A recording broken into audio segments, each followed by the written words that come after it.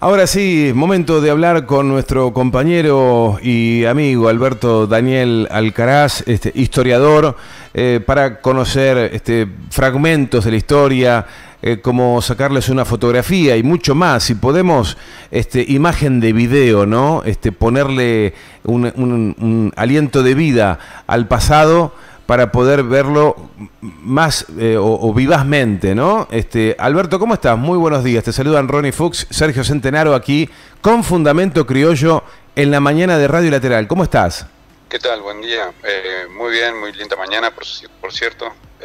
Así que bueno, también lindo momento para empezar a recordar algunos acontecimientos, efemérides que tienen que ver con estas fechas, digamos. Hoy 15 de febrero, ¿no? 15 de febrero, efectivamente, y especialmente lo que tiene que ver con la historia reciente de la Argentina, de la que pocas veces se habla y hay poco tiempo también a veces para explayarse, más teniendo en cuenta también que son temas que no son explicados en la escuela secundaria o escasamente trabajados también en las universidades, y tiene que ver con esto, básicamente, que en un 15 de febrero, pero de 1963, se aprobaba con fuerza de ley la proscripción del peronismo, digamos, digamos, por parte del presidente interino José María Guido. En ese momento también habían sucedido alguna serie de acontecimientos que tenían que ver con el derrocamiento de Perón, la primera proscripción del peronismo, luego la rehabilitación de la democracia restringida, y es en ese momento en que Frondizi asume la presidencia, Arturo Frondizi, a quien es justamente derrocado por un golpe militar, pero que había que maquillarlo, y la mejor fórmula para maquillar, encubrir ese golpe de Estado cívico-militar, tenía que ver con esta figura de José María Guido, que tiene que ver básicamente con su aporte, digamos, en el sentido de que le dio la legitimidad con fuerza de ley, aprobada también, digamos, por las diversas cámaras, en relación a esta medida que proscribía definitivamente el peronismo como fuerza política del marco electoral. Y eso es lo que permite después, con una muy baja participación política de las masas digamos, de la Argentina en ese momento, que nuevamente se convoca a elecciones y que ganara justamente el radicalismo, y la fórmula ganadora sería Ilia, en el año 63. ¿Sí? Así que bueno, este es un momento entonces también que tiene que ver con los acontecimientos que se van a ir gestando a partir de esta prohibición, porque digamos en este marco, digamos, de legitimidad que estamos hablando, también se generan las condiciones para la violencia institucional ejercida por el Estado, que va a tener como lamentable consecuencia justamente la resistencia, digamos, del otro bando. Justamente Michel Foucault, filósofo, digamos, que por esos años estaba estudiando la cuestión del poder, la arqueología del poder, afirmaba también por esos años que donde hay poder, siempre hay resistencia, ¿sí? Y esa resistencia, en términos históricos, si lo vamos a ver cómo repercute, digamos, en un acontecimiento que tiene que ver con esta historia, no verlo ya como un paradigma de la École Normale de France, sino más bien cómo podemos aplicar esas categorías, esos estudios a nuestra realidad histórica y política. Tiene que ver justamente con la organización de la resistencia del peronismo, que surge primero como una guerrilla rural en el norte argentino, el movimiento revolucionario de Tacuara, que después se va a ir fusionando con otras vertientes, variantes, digamos, el movimiento, digamos, la resistencia peronista, la Fuerza Armada peronista, y todo esto que después va a confluir en la conformación de un gran arco de la resistencia clandestina, digamos, que concluyen finalmente con montoneros. Hay que también aclarar una cuestión en relación a esta temática. El peronismo de la proscripción no fue la única fuerza en resistir, ¿sí? También surgieron otras tendencias, movimientos y que tenían que ver con partidos de izquierda revolucionaria de orientación marxista-leninista, digamos el caso del ERP, o digamos asociado fundamentalmente al PRT y la figura de Roberto Santucho, que tenían que ver no con el peronismo, sino con digamos, el contexto bipolar de la Guerra Fría y esta posibilidad que existía de un mundo socialista y un mundo capitalista. Hay que tener en cuenta que el peronismo, como tal, como movimiento, plantea una perspectiva completamente diferente. La tercera posición, digamos, que no es, como en palabras del mismo Perón, digamos, que no es ni el marxismo, digamos, europeo soviético, ni el capitalismo liberal norteamericano, anglo-norteamericro, ¿sí? La tercera posición en ese sentido, entonces, y es básicamente lo que el peronismo planteaba como acto doctrinario, tenía que ver justamente con la doctrina de la justicia social y tenía que ver con un fuerte desarrollo, digamos, de la sociedad y de las fuerzas productivas, buscando siempre, digamos, la armonía social. Una vez rota esa armonía social, digamos, esa alianza original que había dado origen al peronismo, que era justamente las cuatro patas, digamos, del peronismo: Fuerzas Armadas, Iglesia, sindicalismo y fuerzas políticas, digamos, tenían esa posibilidad de conciliación, estaba totalmente vedada a la realidad de ese momento. Entonces, ¿qué es lo que se plantea, digamos, como alternativa? Entonces, la lucha armada, pero con miras a constituir un ejército nacional, nacional popular, digamos, ¿sí? En ese sentido también es interesante cómo algunos dirigentes, especialmente del Partido Comunista, le escriben a Mao Zedong, y Mao Zedong les dice, sí, cuáles son las directivas que tenía que seguir el movimiento para alcanzar la revolución. Entonces Mao Zedong le responde y le dice que las características tienen que ser básicamente con la revolución nacional, la transformación de las fuerzas sociales populares en la principal organización viva, digamos, que le dé movimiento a la sociedad. En ese sentido también la recomendación de Mao era justamente, ustedes tienen un líder que se llama Perón y tendrían que acercar posiciones con esta perspectiva. En ese sentido también lo que se plantea básicamente son estas diferentes vertientes, ¿sí? Podemos decir. John William Cook por esos años también había insistido bastante en esta cuestión de que el peronismo necesariamente tenía que hacer un viraje al socialismo. Él se había planteado justamente esta necesidad porque... Eso era por cartas, ¿no? Se mandaba, Cook lo retaba a Perón, que estaba en Madrid, y le decía: ¿qué haces allá? Venite acá, que está pasando algo impresionante en América Latina. Por ahí anda la cosa, ¿no? Sí, y también con la misma trayectoria de John William Cook, que después termina autoexiliándose en Cuba, digamos, y desde ahí le hace esta invitación a Perón.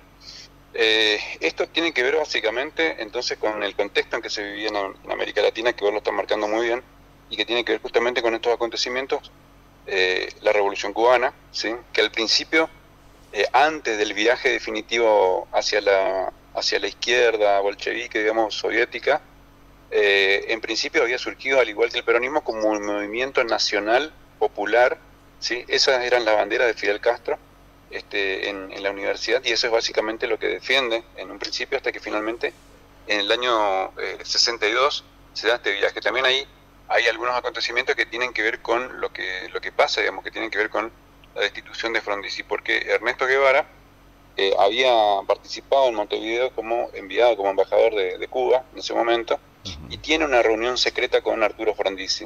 Entonces, esta actividad había llegado, digamos, hasta a los servicios de inteligencia del ejército, y es justamente lo que marca también esta salida apresurada, esta expulsión del gobierno, digamos, de Arturo Frondizi, y una posición mucho más dura, digamos, de la reacción, de las fuerzas más reaccionarias, digamos, de la Argentina. Entonces también ahí esta situación, el contexto latinoamericano, la situación de Cuba, ya en ese momento, año 63, digamos, se había dado el giro a paso firme, digamos, hacia el bloque soviético. También hay que tener en cuenta el momento, digamos, que se había vivido un año antes, que tenía que ver con la crisis de los misiles, y que también implicó un movimiento en el ajedrez mundial de la geopolítica. Digamos, Estados Unidos retira finalmente los misiles que había instalado en Turquía y en la frontera cercana a la Unión Soviética, digamos, en Alemania Federal, etcétera. Y a cambio, digamos, la Unión Soviética hace lo propio en Cuba, donde también se había empezado a perfilar esa posibilidad de una guerra nuclear. Contexto que lamentablemente estamos en una situación bastante parecida, aunque digo de guerra nuclear, aunque con otros actores geopolíticos, digamos. Entonces, también, volviendo a nuestra efeméride de hoy, la proscripción del peronismo, ¿sí?, toma fuerza de ley, y eso es lo grave, digamos, de este tipo de medidas, ¿sí? El Estado, como fue bien planteado, digamos, y estudiado por Max Weber, es una fuerza, ¿sí?, que su característica fundamental reside en el reconocimiento del ejercicio de la violencia, ¿sí? Todos ejercemos violencia de una forma u otra, ¿sí? Todos ejercemos una cuotita de poder, o de mucho poder, dependiendo de nuestro lugar, y esto en palabras de Michel Foucault, ¿sí?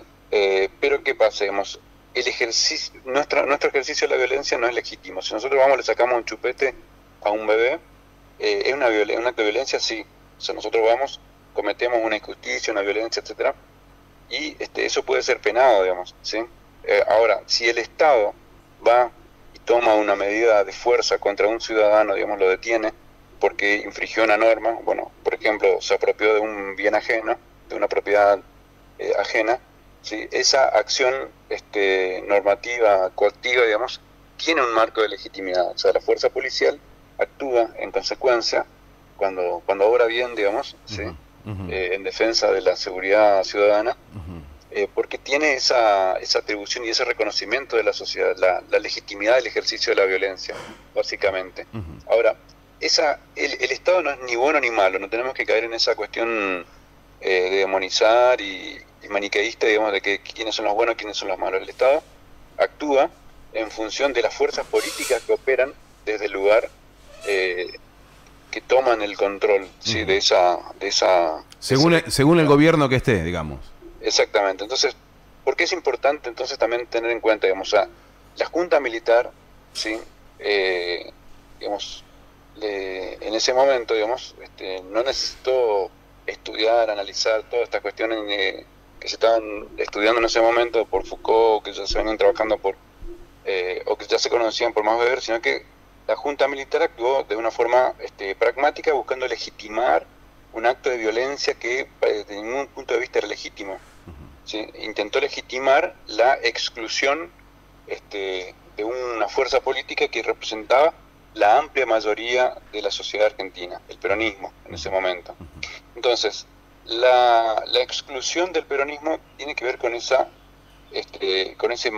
búsqueda de legitimidad y de legalidad por parte de un gobierno que era a todas luces totalmente ilegal, ilegítimo, y que violentaba totalmente los principios constitucionales sobre los cuales se había organizado el Estado argentino, ¿sí? En otras palabras, para ponerlo más sencillo, era como reconocer la misma injusticia que se venía desarrollando, y además la propia digamos, violencia, digamos, por parte del mismo Estado, que de alguna manera intentaba ocultar ese tipo de maniobra. Entonces, sí.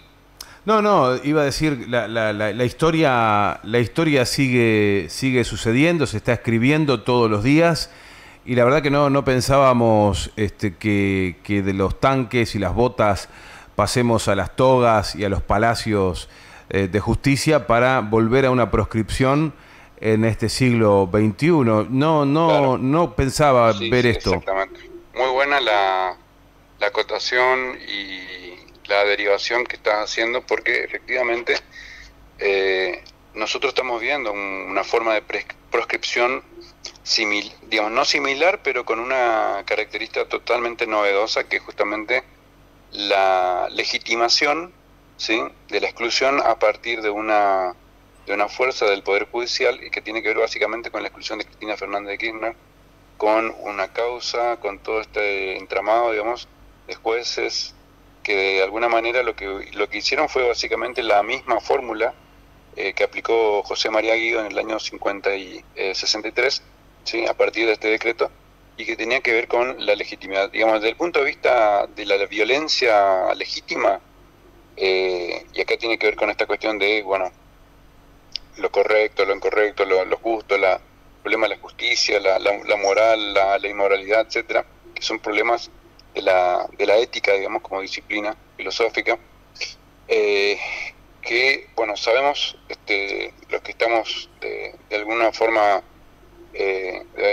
siguiendo y apoyando el campo popular, que son muchas causas, digamos, creadas, inventadas, y que tienen que ver básicamente con entorpecer y quitar del medio, ¿sí?, a un referente político, sin lugar a dudas, que tiene una importante adhesión y una cantidad importante de votos y seguidores, digamos, como Cristina Fernández de Kirchner. En ese sentido, entonces, lo que vemos es justamente como el poder y los poderes fácticos, básicamente, perfeccionaron, digamos, hoy tal vez no se apela a un ejército, o no hay una junta militar que está decidiendo, imponiendo y bajando candidatos, digamos, presidentes, pero sí existen y operan otras fuerzas en la construcción de la hegemonía, ¿sí?, del poder político y de las ideas dominantes. O sea, nosotros vemos que en las redes sociales, por ejemplo, existen una importante masa, digamos, de ciudadanos que están sobreideologizados, ¿sí?, o muy fanatizados de un bando o de otro, pero con posiciones que son totalmente rígidas, en muchos casos, que prácticamente son imposibles de conciliar, de dialogar, ¿sí?, ni hablemos de conciliar o de encontrar un diálogo o una perspectiva racional. Digamos, se apela mucho a la emoción, a lo más instintivo del ser humano, al ataque directo, a la reacción de lo peor del ser humano, y en ese sentido, entonces, también la construcción de esta lucha, de esta batalla cultural, tiene que ver no solamente con con los medios de comunicación, sino que también con el dominio de otros elementos, ¿sí?, porque, digamos, tener control solamente de los medios de comunicación no alcanza, ¿sí? Hay que ir un poquito más, ¿sí? El control del aparato judicial es clave, porque es lo que le permite dar legitimidad. O sea, en principio, se produce la erosión, ¿sí?, el ataque permanente, la desacreditación, podemos decir así, la deslegitimación de una figura pública, y a partir de ahí, entonces, también la instalación de las nuevas agendas, justamente frente a estos efectos, digamos, ¿sí? Siempre es detrás de... van detrás de un programa económico. Pasó en la dictadura del 76, pasó con Fernando de la Rúa y el menemismo, y ahora con el macrismo es de alguna manera u otra buscan torcer el destino de los argentinos, ponerle grillos a la libertad y a la soberanía de los recursos, donde se destinan los recursos. Y bueno, nada, fue con tanques antes, ahora con el lawfare, la guerra jurídica. Siempre es lo mismo, persiguen un determinado programa económico, agroexportador, primarizador de la economía, etcétera. Sí, lo importante y a donde quería apuntar era básicamente cómo se crean estos factoides, digamos, ¿sí? O sea, se inventa una causa, o sea, no importa si está probado o no, el delito, la omisión, ¿sí? Lo importante es que se crea un factoide, ¿sí? Y eso, de alguna manera, es una y otra vez apelado cuando el poder fáctico lo necesita, ¿sí?, para legitimar, en este caso, una exclusión de un candidato, de una fuerza viva, digamos, en la política.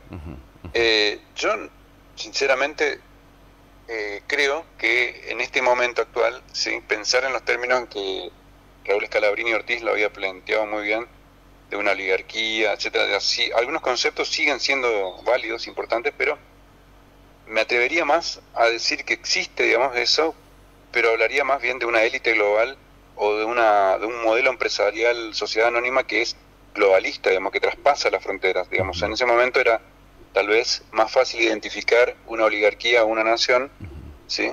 Ahora este modelo globalista transnacional lo que plantea es un modelo totalmente diferente, un modelo empresa mundial SA que traspasa, digamos, o sea, no solamente nosotros lo que vemos acá tiene que ver con Argentina, sino que hay un modelo que se replica en el patio trasero de Estados Unidos, que también se replica en Brasil y en otros países de América Latina, que justamente tiene que ver con esta idea del patio trasero, digamos, la doctrina Monroe, en su práctica, en su aplicación concreta, ¿sí? Entonces, muy interesante. Ahí, sí. No, muy interesante, Alberto, la verdad es que nos queda claro que la proscripción sigue siendo, a pesar de que han pasado muchas décadas, sigue siendo un arma muy poderosa por estos sectores concentrados. Como muy bien lo decías, hay una mano negra que está por fuera de nuestras fronteras, o un conjunto de manos negras que tienen propósitos muy definidos. Ellos van investigando y analizando sus programas de acción para generar o para monopolizar el planeta. Con 50, 60 años de anticipación van avanzando, mientras nosotros apenas vamos atajando penales.